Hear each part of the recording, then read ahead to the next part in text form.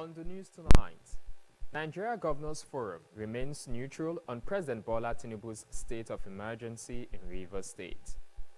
Rivers State Sole Administrator, retired Vice Admiral Ibok Ete Ibas releases withheld local government allocations. State governments to provide free surgeries for Deltans suffering from elephantiasis and other ailments. Abroad, Gabon approves school leader, ex-Prime Minister as candidate for presidential election. Good evening and welcome to the Delta Television News at 8. I am Ogaga Ekama. The Nigeria Governors Forum, NGF, has said it cannot take a position on President Bola Tinubu's state of emergency in Rivers State, emphasizing its role as a platform for promoting unified policies and collaborating for sustainable socio-economic growth. In a statement by the NGF's Director General, Mr. Abdulateef Shittu said taking positions on divisive partisan issues, regardless of how it was phrased, reflects a poor understanding of history. The NGF urged the public and the media to be understanding, expressing confidence that the right platforms and crisis management measures would address any of such issues. Former President Dr. Goodluck Jonathan has criticized the suspension of elected officials in Rivers State by President Bola Tinubu. The ex-president stated this while speaking as chairman at the Hask Satumari Foundation Colloquium in Abuja. Dr. Jonathan said the move is capable of denting the country's image. He said he was disappointed that elected officials had been removed, noting that the actions by key actors in the executive and legislative arms of government painted the country in a negative light. The statement came days after President Tinubu declared a state of emergency in the oil-rich state. President Tinubu suspended Governor Siminalayi Fubara, his deputy Ngozi Odu, and all elected members of the State House of Assembly for 6 months. However, the House of Representatives approved President Tinubu's declaration of a state of emergency in the state, despite stiff opposition from many Nigerians. Shortly after, the Senate also gave its nod and approved the state of emergency for Rivers State as declared by President Tinubu. But Dr. Jonathan, while sharing his thoughts about the political turmoil in Rivers State, said although it was not the norm for former presidents to comment on issues in the polity so as not to heat up the polity, he insisted that the image of the country and how much investments a country attracts is heavily dependent on the actions of the executive, legislature, and judiciary of the country. According to him, his comment was necessitated by persistent calls from many Nigerians to speak on the events in Rivers State as a prominent son of the Niger Delta. He decried the situation where an individual can dictate to the judiciary what to do, saying it makes it difficult for anyone to have faith in the judiciary. The senator representing Anambra Central in the National Assembly, Senator Victor Ome, has fired back at allegations that he received a $10,000 bribe to support President Bola Ahmed Tinubu's state of emergency declaration in Rivers State. A report alleged that 42 senators were allegedly paid to back the decision to suspend Governor Siminalayi Fubara. Senator Ome dismissed the accusations as baseless blackmail, insisting that he was not part of any deal. The senator revealed that he was at an iftar gathering at the Senate guest house where he led Christian prayers. He emphasized that no discussions about the state of emergency took place at the event. Dismissing the allegations as a deliberate attempt to tarnish his reputation, Senator May assured his constituents that he remains committed to honest and accountable leadership. The sole administrator of Rivers State, retired Vice Admiral Ibok Ete Ibas, has announced the release of withheld local government allocations, assuring that necessary steps will be taken to ensure the prompt payment of workers' salaries. Speaking during a meeting with heads of local government administrators in Port Harcourt, Vice Admiral Ibas described the gathering as a pivotal moment in the collective effort to restore stability and progress in the state. The sole administrator lamented the economic hardship in the Niger Delta, noting that despite the region's wealth of natural resources, its people continue to suffer. The administrator expressed concern over the delay in salary payments across local government areas, acknowledging the struggles of affected workers. He warned that financial accountability would be strictly enforced. Vice Admiral Libas, a former Chief of Naval Staff, directed all local government areas to submit their wage bills supported by relevant documentation through the Office of the Head of Service. He said his administration would not tolerate financial recklessness and pledged to scrutinize the handling of public funds and take action against any mismanagement. The administrator further stressed the importance of collaboration with traditional rulers and security agencies to enhance security at the grassroots level.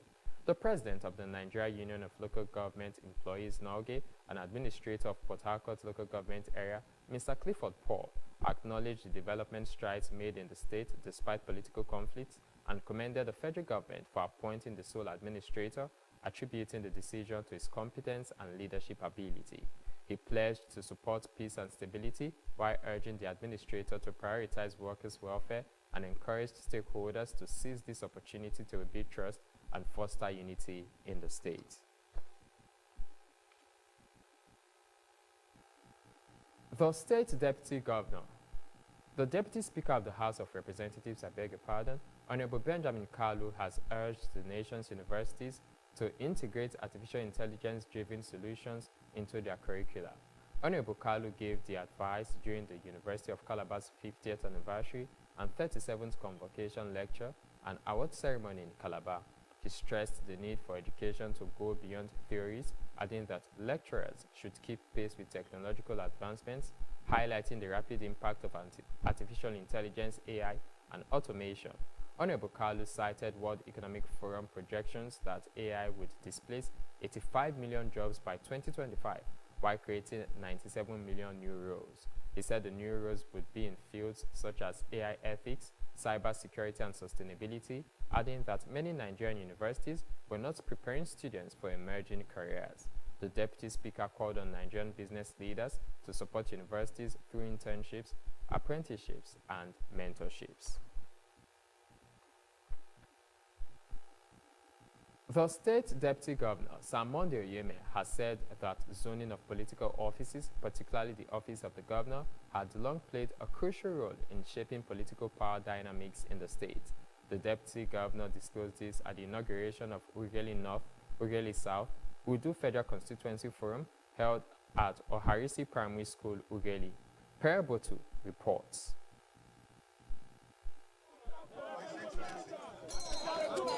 Sir Monday Oyeme said zoning remained a vital factor in the state's political stability and the People's Democratic Party (PDP's) continued dominance in the state.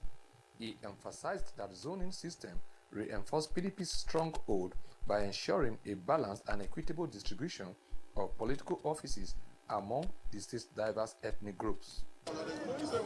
Since 1999, we have always believed in true democracy.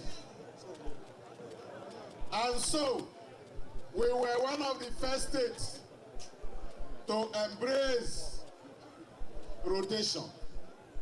Say after this senatorial, it goes to the next senatorial, then it goes to the other one. We are happy because the three senatorials have all tested leadership in this state, and they were all peaceful.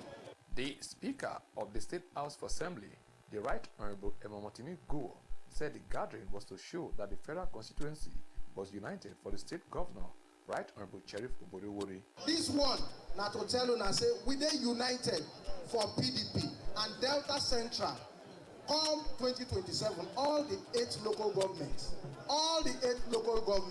PDP go win them this time. The state chairman of the PDP, Chief Solomon Areyinka, said the party was prepared to take back the federal constituency and commended Governor Sheriff Obodowori for the massive construction works across the state. It's a big day in Ughelli local government. It's a big day in Udu local government. It's a big day in Ughelli South local government. Confirm. We from these 3 local governments, when they make up Ughelli federal constituency, we don't agree. From today, all the nonsense wey they do for election a year before, we not go take them again.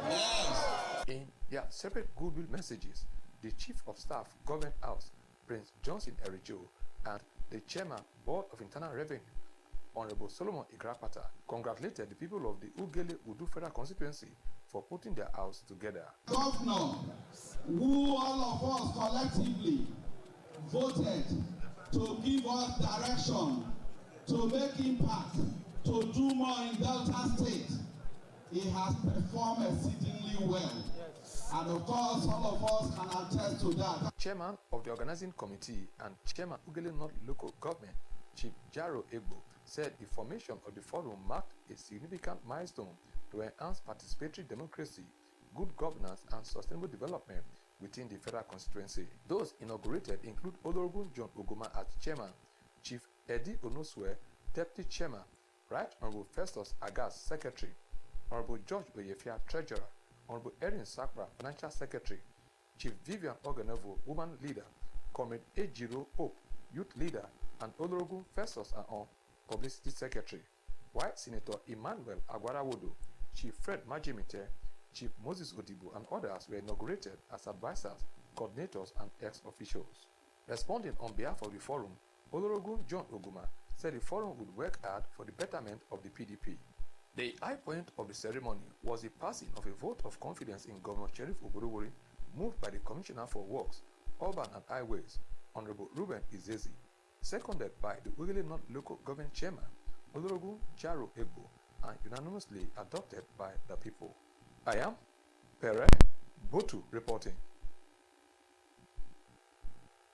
The State Senior Special Assistance Forum, comprising political appointees under the administration of Governor Sheriff Oborowori, has been charged to be more grassroots-oriented for easy mobilization and effective governance. The chief advisor to the state governor, Senator Igorita Amori, gave the charge when the forum, led by its chairman, Honorable Lucky Dikadi, paid him a courtesy visit at his office in Asaba. Senator Amori commended the forum for organizing itself into a formidable body, acknowledging that their desire for active engagement aligns with the administration's objectives. He reassured them of his support and promised to communicate their concerns to Governor Oborowori. The chief advisor to the state governor emphasized the importance of effective communication and urged the SSA forum to leverage technology in promoting government's achievements across the 25 local government areas.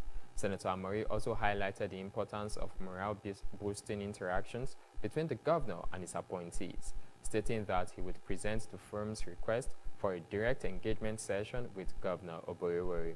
Earlier, the firm's organizing secretary, Chief Chinedu Enajeko, and others emphasized the need for Senator Amori's mentorship, expressing confidence in his leadership. They described the chief advisor's appointment as a significant step towards strengthening Delta State's political structure and noted that the leadership of Senator Amori would enhance the firm's effectiveness in grassroots mobilization and governance. The management of Delta Broadcasting Service, DBS Asaba, has donated items to the Mother of Divine Grace Orphanage Home, Asaba.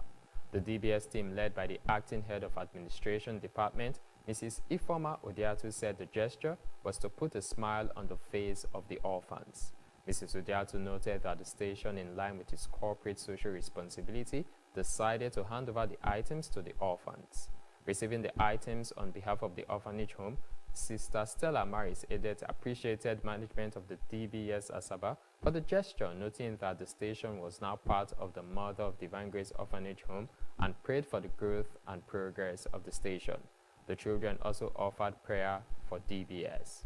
Items donated includes tin milk, sachet custard, golden more, manual blender, as well as clothes. The Chief of the Air Staff CAS, Air Marshal Hassan Abubakar, has directed troops of the Nigerian Air Force NAF to intensify air offensives against bandits while ensuring maximum protection for civilians. Mr. Abubakar made a remark in a statement by Deputy Director, Public Relations and Information, NAF, Captain Kabiru Ali in Abuja. The CAS, according to the statement, had visited the Air Component Headquarters of Operation Fasam Yama in Katsina and Sokoto states. He said that his directive aligned with the NAF's Civilian Harm Mitigation Action Plan and reinforced its commitment to precision air operations that prioritize civilian safety. He commended the unwavering dedication of the troops in combating banditry and urged them to sustain the momentum. Air Marshal Abubakar emphasized that air power had remained a decisive force in dismantling criminal strongholds and providing crucial support to ground troops in the ongoing counter-banditry campaign. He reassured the personnel of continuous support in the areas of intelligence, logistics, and welfare to ensure operational success. According to him, timely intelligence, well-maintained equipment, and high troop morale are fundamental to achieving lasting security in the region. The CAS used the visit to conduct a first-hand assessment of operational aircraft and ongoing infrastructure projects in the two states. He assured that the NAF would be resolute in its mission to safeguard the nation and protect its citizens, leveraging air superiority and strategic coordination to combat threats to national security. The Vice President, Christian Association of Nigeria's CAN, Reverend Stephen Panya, has called for national unity, urging the nation's leaders to embrace righteousness in governance. Reverend Panya made a call at the National Day of Prayer 2025, organized by the CAN, with the theme, Dependable God. In Abuja, he emphasized the importance of collective prayer for national progress and divine intervention. Reverend Panya said that such gatherings were crucial for fostering unity and addressing pressing national challenges. The cleric expressed confidence in the power of prayer, citing biblical promises that encourage seeking God's guidance. According to him, moral leadership was essential for uplifting Nigeria among the global community. The Director General of the National Youth Service Corps, NYSC, Brigadier General Olakunle Nafiu, has said the payment of 77,000 naira allowance will start by the end of this month. General Nafiu announced this while interacting with corps members in Wuse and Garki NYSC zonal offices of the Federal Capital Territory FCT in Abuja. He said the NYSC and federal government were responsive to the welfare of corps members and would continue to ensure that their well-being was accorded maximum priority at all times. The Director General, who thanked the corps members for their selfless service to the nation, advised them to remain calm, dedicated, focused, and disciplined. General Nafiu described the NYSC as a beautiful scheme that was building bridges and exposing graduate youths to learn and understand the cultural values of places outside their places of birth. The DG promised that the scheme's management would continue to instill the virtues of patriotism, discipline, self-restraint, good morals, leadership qualities, and teamwork in the successive batches of corps members. Still to come on the news, Gabon approves school leader, ex-prime minister as candidates for presidential election. Details of this and more coming up shortly.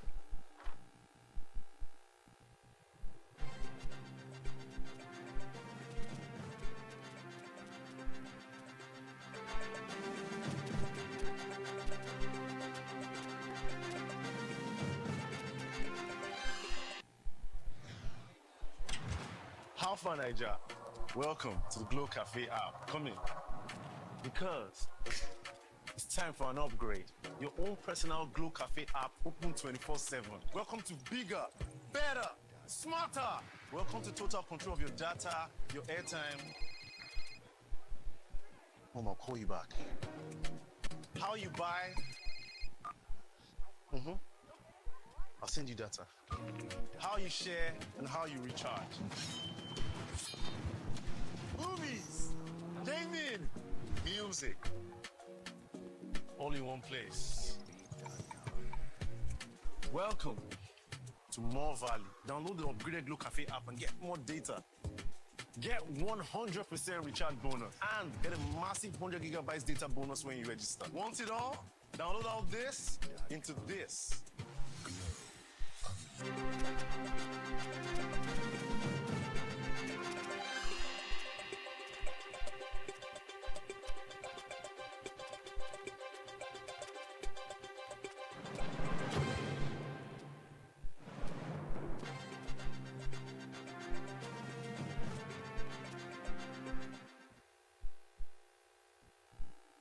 Welcome back.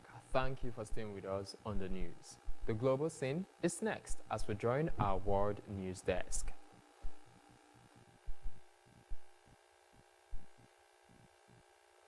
Israeli artillery and airstrikes hit South Lebanon today after Israel said it had intercepted rockets fired from across the border, endangering a shaky truce that ended a year-long war between Israel and Lebanese armed group Hezbollah. That conflict marked the deadliest spillover of the Gaza war, rumbling across the border for months before a blistering Israeli offensive that wiped out Hezbollah's top commanders, many of its fighters, and much of its arsenal. Hezbollah denied responsibility for today's strikes, saying it had no link to the rocket launches and that it remained committed to the ceasefire. No group claimed responsibility for the attack. An Israeli official said that the identity of the group which fired the rockets was still unconfirmed. 6 rockets were fired. The official said 6 rockets were fired, 3 of which crossed into Israel and were intercepted. Today's exchange was the first since Israel, in effect, abandoned a separate ceasefire in Gaza with Palestinian militant group Hamas, an ally of Hezbollah, both backed by Israel's arch foe, Iran. The Israeli military said early today that it had intercepted 3 rockets launched from a Lebanese district about 6 kilometers north of the border towards the Israeli border town of Metula. The second cross-border launch since the US broadcast ceasefire in November ended fighting. In retaliation, Israeli Prime Minister Benjamin Netanyahu ordered the military to act forcefully against dozens of terror targets in Lebanon. Israel's military said separately it has struck dozens of Hezbollah rocket launchers and a command center from which the group's militants had been operating in southern Lebanon.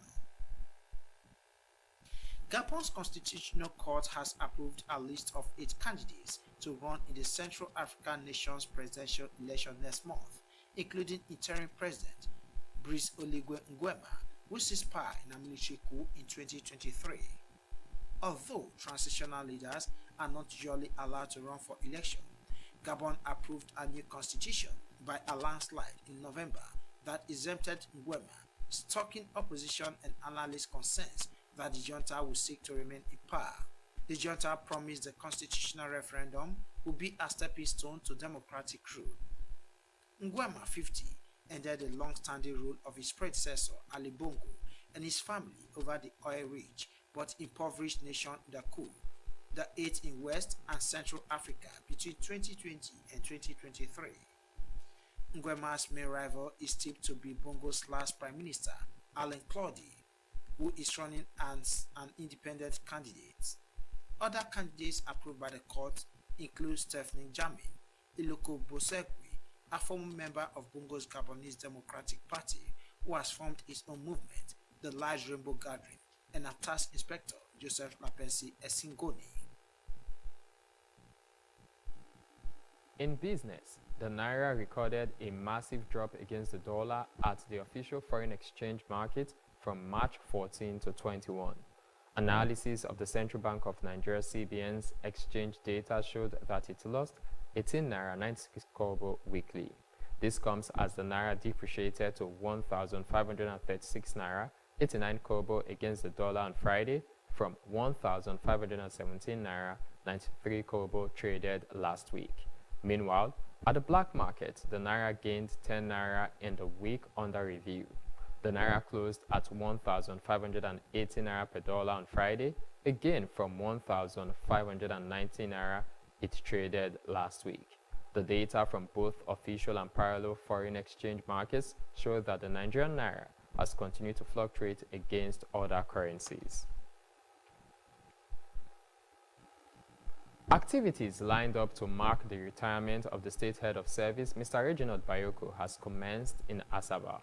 A statement signed by the Director of Public Communication and functioning permanent secretary in the Ministry of Information, Mrs. Theresa Oliko, says on Monday, March 24, a valedictory meeting with the College of Permanent Secretaries will take place at the office of the head of service from 2 p.m.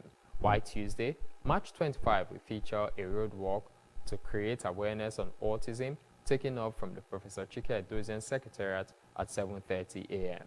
Wednesday, March 26, we see a valedictory visit to the State Governor, followed by the valedictory session with the State Executive Council, while Thursday, March 27, will record a valedictory lecture at the Dome Event Center from 10 a.m.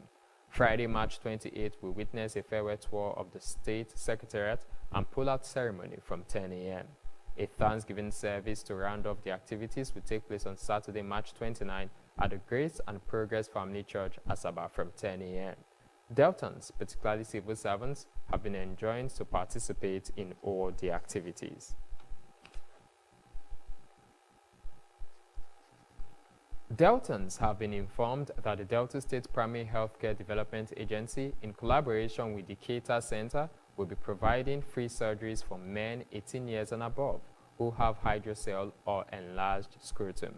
A statement signed by the Director of Public Communication and functioning Permanent Secretary in the Ministry of Information, Mrs. Theresa Aliko, says free medical care will also be provided for persons with elephantiasis, enlarged hands or legs, with or without sores.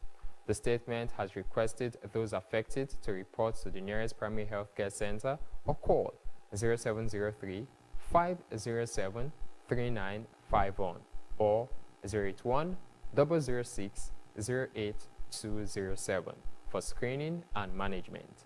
The screening and management exercise, which began on March 20, will end on Monday, March 31, as a prelude to the free surgeries.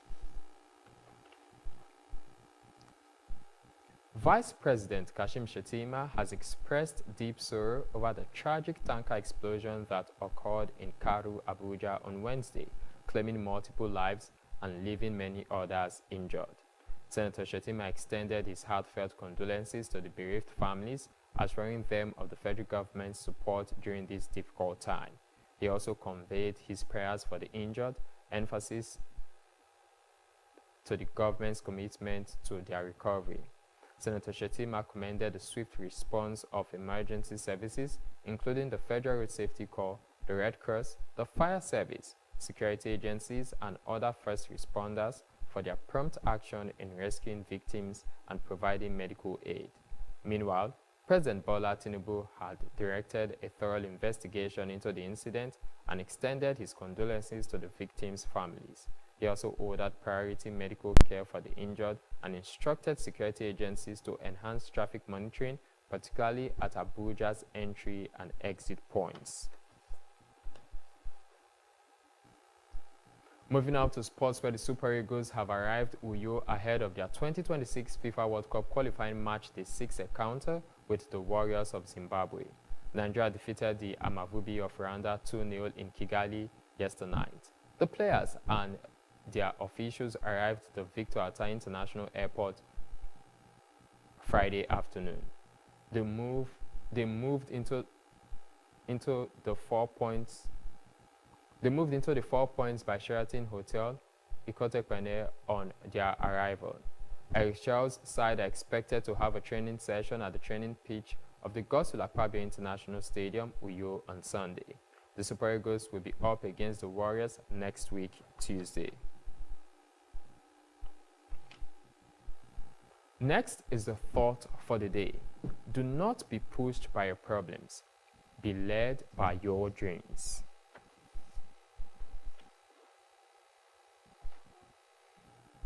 To end the news, here again are the main points.